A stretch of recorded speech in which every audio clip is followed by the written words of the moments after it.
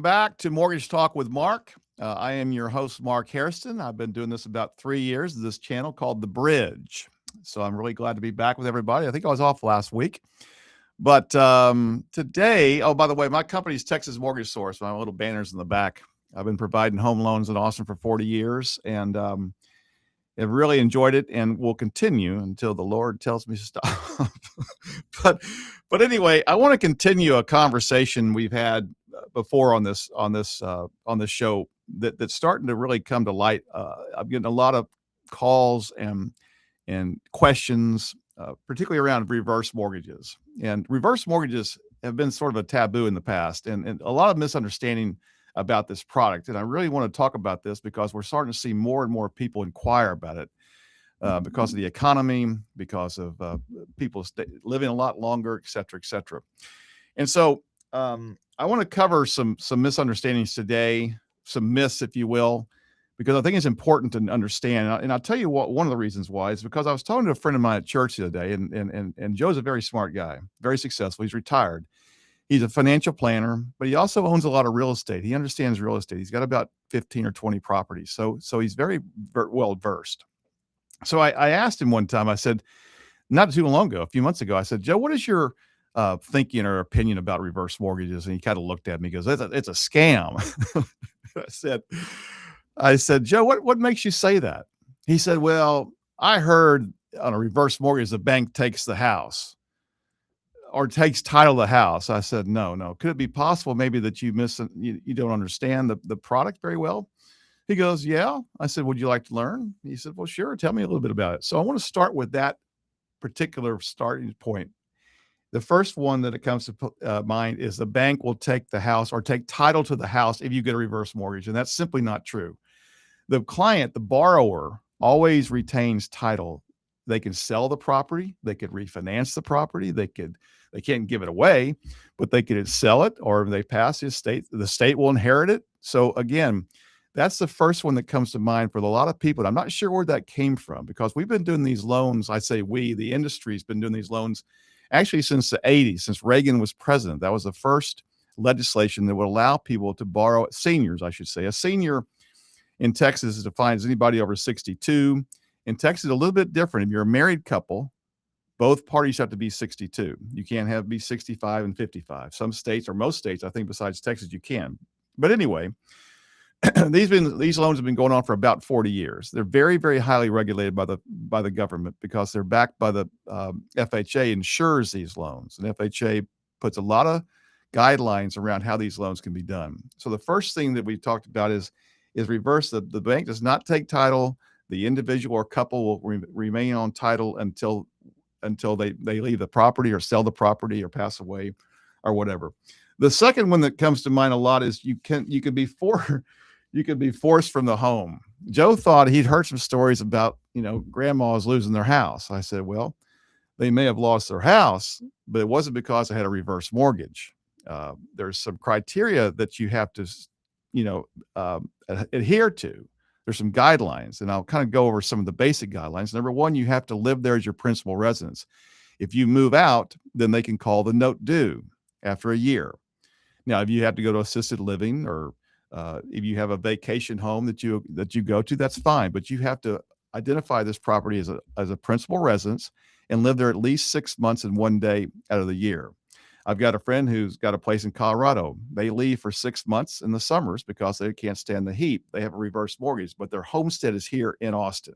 Okay, number one, you got to live there. Number two, you have to pay what they call the property charges, which is your taxes, your insurance, any HOA dues, things that you would pay anyway. Even if the property was free and clear, you still have to pay those things. So if you don't pay those things, they can foreclose on you. Okay, now he probably was referring to that they lost their house because of some reason outside of having reverse. The bank will never take your home as long as you do these things. And the third one primarily is that you can't maintain the property to the standards of FHA, which is habitable, livable. Okay. So usually those three things, and nobody's going to take your home. Okay. So that's number two that comes up. Another one says your children, or your heirs, I should say, most likely it's your children, are going to inherit a bunch of debt. And that's simply not true either. Is it because what happens is the way that these actuarial charts are done, how much they can loan you. You got to remember a reverse mortgage, the mortgage, unless you make a payment. That's the other thing. You can make a payment on a reverse mortgage. You don't have to let the interest accrue, but most people do because they want to stop the bleeding. They want to. I talked to a gentleman yesterday.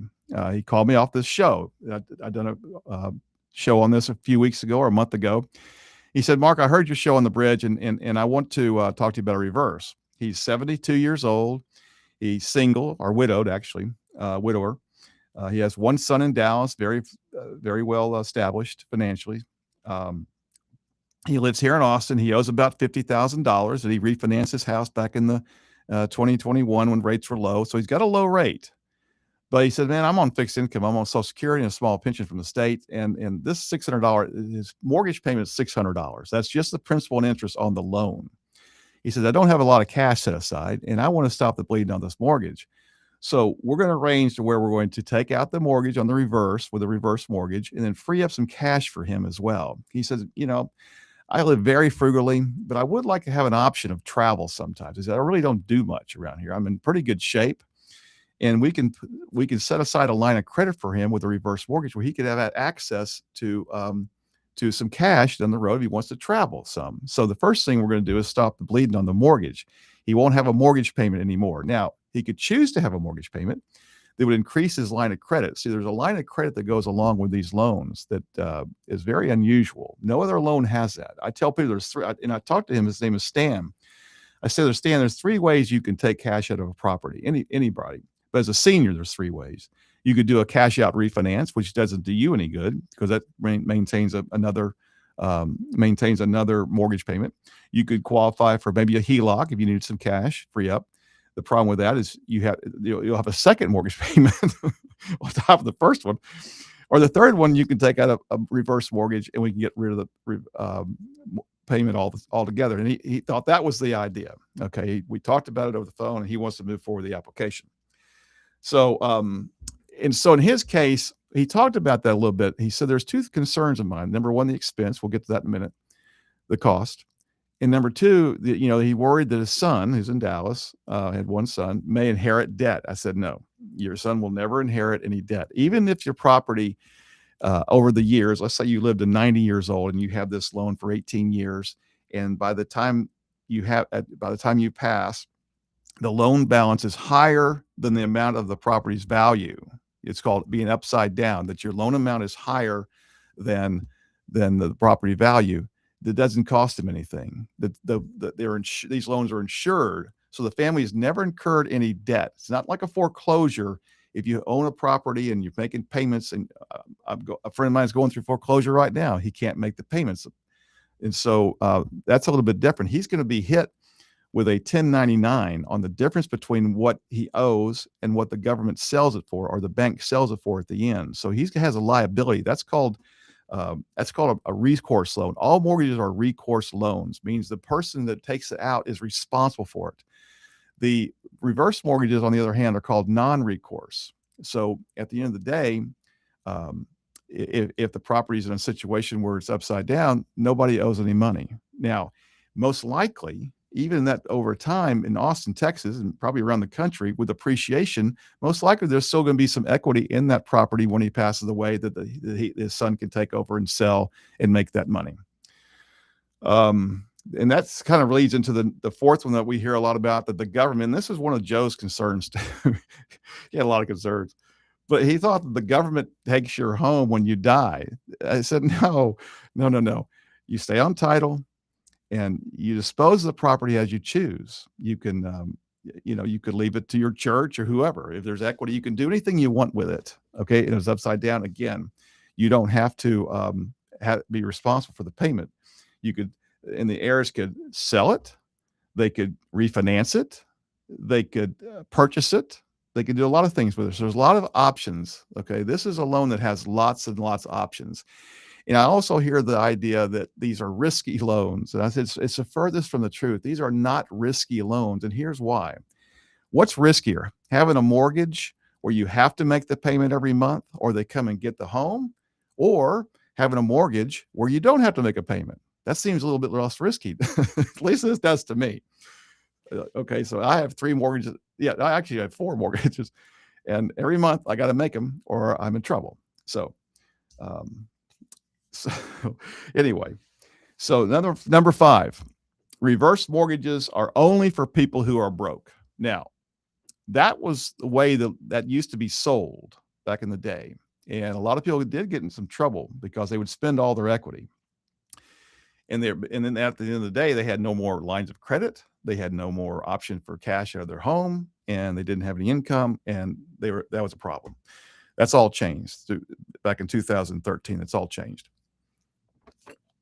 And so sometimes, matter of fact, I'm working with 2 elderly widows right now. One is 85 and one is 92. Both of them own their home free and clear for a long time, but both have outlived their cash. They lived longer than they thought they would. So they have some retirement, some Social Security, but both of them have homes free and clear. One's worth around 350 and one's worth around 450, or maybe 500 really. And we're going to be able to free up some cash. They don't want to move into a retirement home, neither one of them. They're not related. There's just 2 situations, very similar. And they could sell their homes and move into a nursing home or a retirement community. One does need some healthcare help. So we're going to set up a line of credit to where she can access that people can come in and take care of her. She wants to stay in her home until she dies. She goes, Mark, I want to die in this house. I said, well, then this is what we're going to be doing.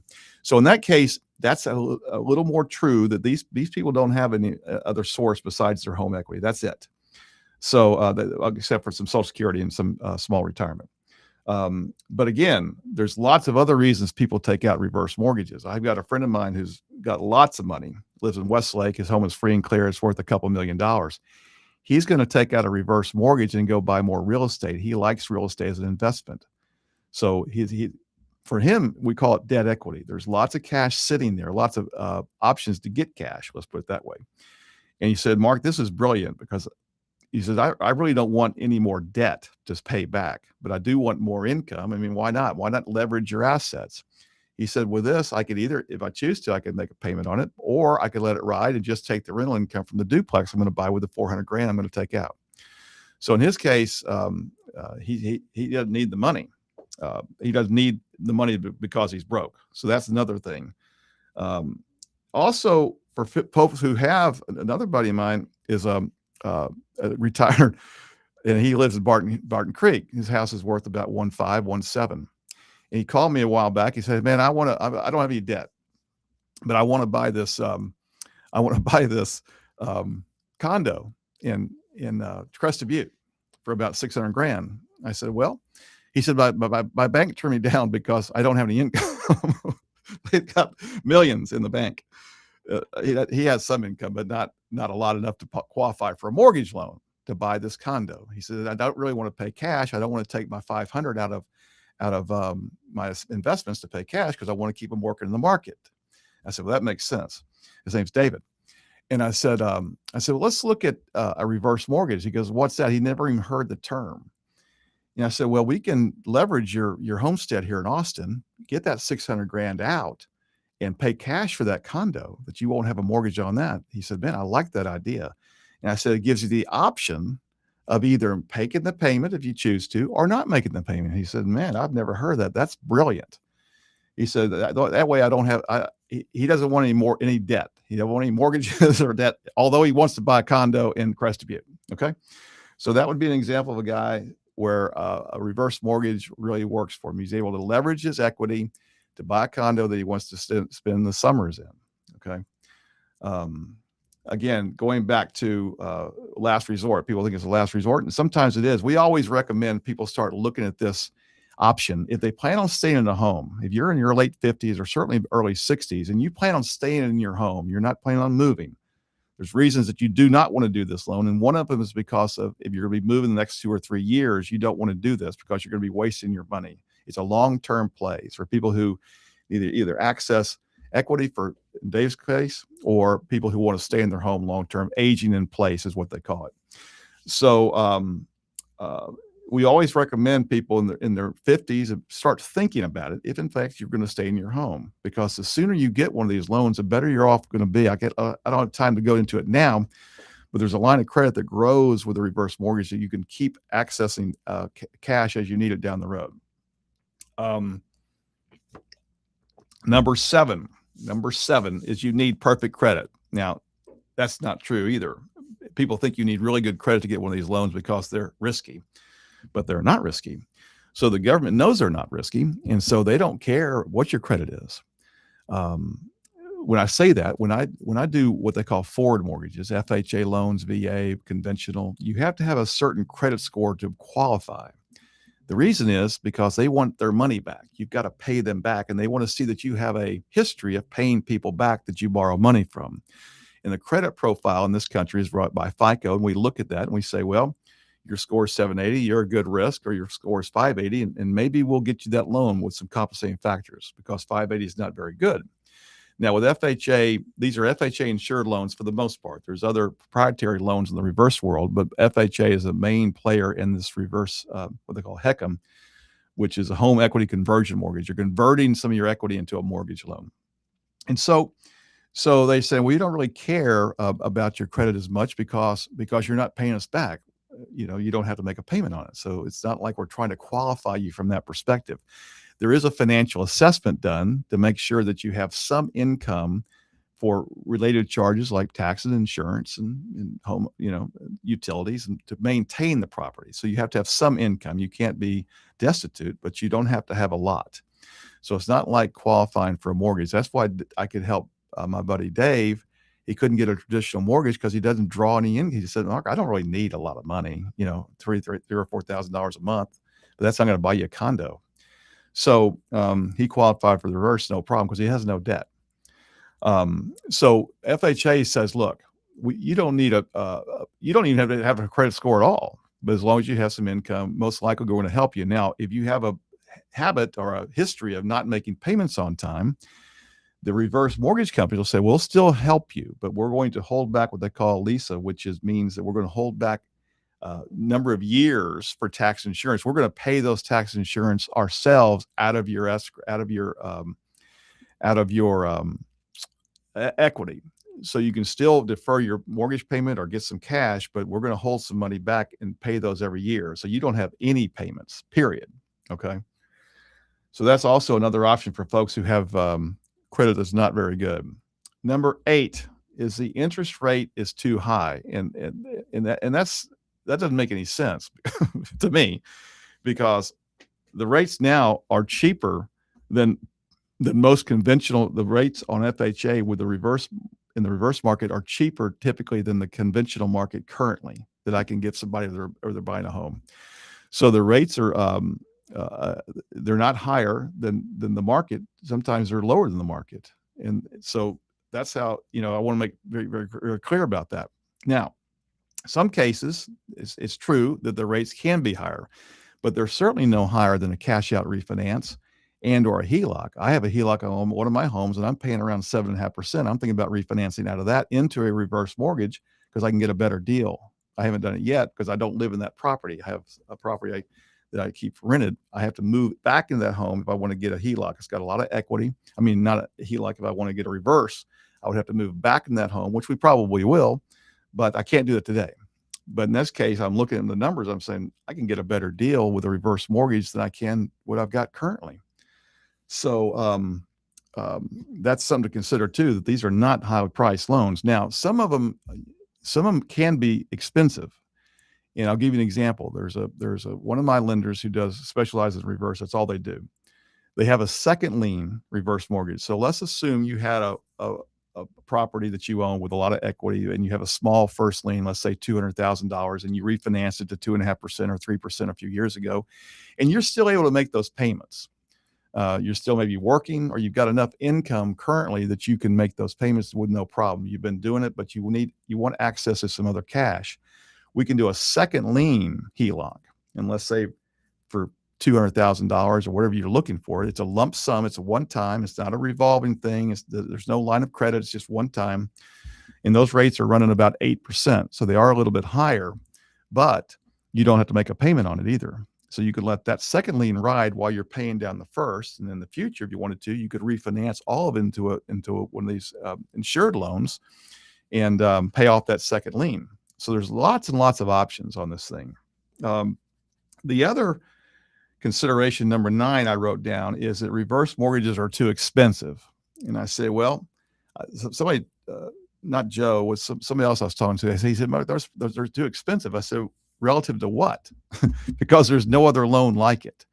So for something to have to be have it be too expensive, it has to be relative to something else. In this case, there is nothing else to be relative to. So there are some costs. There's some FHA premiums for insurance costs. Again, this loan is insured by the government, that if something happens down the road, and again, they take it over, that you don't have any liabilities. And non-recourse is buying insurance is what it is. It's like buying insurance. And it's not cheap. So if your home is worth $500,000 and you get a reverse mortgage, then the premium up front is 2% or $10,000. That just goes to FHA as in the insurance bucket. Plus there's some origination costs and there's some closing costs and title, normal things you would pay if you're buying a property or taking out a cash equity loan. So they are a little bit more expensive, but again, it's going to free up, again, if you're going to be in the property long term, it could give you access to cash long term, which a lot of people are looking for. The baby boomers, and I'm one of them, they're saying that 12,000, something like 11 or 12,000 people are turning 65 every day. So by 2030, that there's going to be 100 million people in this country over 62 years old, 100 million. So we're not getting any younger. People are living a long time. And so again, this product is going to be very, very important for folks as time goes by. Another one I hear sometimes, my kids are going to be angry at me. Well, if your kids are going to be angry at you, you got the wrong kids. You've probably worked pretty hard. You've raised them. You've taken care of them. You've probably been through college possibility. You worked hard to pay off your home. And now you're sitting in a pile of equity that you may need. The stats say that through the financial services industries that 60% of a senior's net worth is in real estate, in their homes, most likely. It could be another real estate too, like myself. But 60% of somebody's net worth is in real estate in their home. I mean, it's your home. And you need the money. Who's going to take care of you? I tell some of the kids who say, and when I say kids, these are usually adults. They're not children. These are 30-year-olds, 40-year-olds, 50-year-olds. Their parents are in their 70s, possibly 80s. And I said, do you want them to do a reverse mortgage or do you want them to live with you? And they say, well, let's do the reverse mortgage. Because a lot of times they may not have an option. The parents may not have an option. Okay. Again, they want to stay at home. Another one I've heard, which is really a fallacy, it says, I can't get one because my home is paid off. That's usually when we do them, when the home is paid off or very little mortgage, like my new client from the radio show. He only owes $50,000.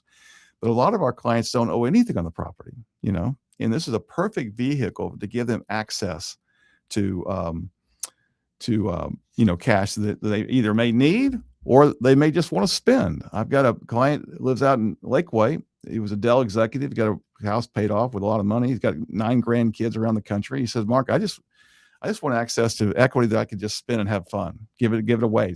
One client took out $100,000 reverse mortgage and gave it to his kid to buy a home. So you can use it. You can give away the money. You can do anything you want with it. It's your money. If you need it, take it. If you don't need it, you want to spend it. So that's what I tell people. But no, if your house is paid for, it's a perfect example because you can access more of it because it's always done on a percentage of what the property is worth and in your age and the interest rates. Those are the 3 factors. What's the value of your home? How old are you? And what is the current rate? That's how they're going to determine how much money they'll loan you up front. And they always do the lower, as far as ages, they do the lower of the 2 parties if they're married. Like I'm 66, my wife is 63. They would base the amount on her age because she would inherit that property, or if she could stay in that property with a reverse mortgage, if I were to pass away. Okay, she wouldn't have to refinance it; she could keep it. And then here's another one. They think, here's the other beauty of reverse. I've only got a minute left or so. Is the money, generally speaking, is going to be tax free because it's a loan against the equity, so you don't pay taxes. That's the other advantage for people who have a lot of money. If they're drawing down an IRA, that's taxable income. Okay, if in a reverse mortgage, you could take a check for a couple thousand, $3,000 a month, possibly, and not make any. It's not reported on your income taxes. Okay, it's tax free because it's your money, because it's in your home. You're borrowing it. It's basically a loan. It's a mortgage loan, and you have access to that, but you don't report that as income. Where if you're taking $3,000 a month from an IRA, you're paying tax on that. Okay, or Social Security, you pay tax on it. Any capital gains, you pay tax on. Reverse mortgage, you don't pay tax. So that's the other beauty. A lot of people who have money see the advantages, tax reasons, of getting a reverse mortgage where they can access cash and for cash flow purposes and not have a tax liability, which reduces, they can maybe keep their IRA working for them on the side. They don't need to withdraw. Now, at a certain age, you have to have a minimum withdrawal, but they don't need that money and they can access it through reverse mortgage. They're going to help them a lot in taxes. So I hope that helped a little bit. There's a lot of other things we can talk about, but about wrapping up this time. But if you got any questions, call me at 512-789-6967, 512-789-6967. I'll be happy to walk you through your situation or give you some counsel on what I think may be a best option for you. So until next time, Mark Harrison with Texas Mortgage Source, and I'll see y'all next week.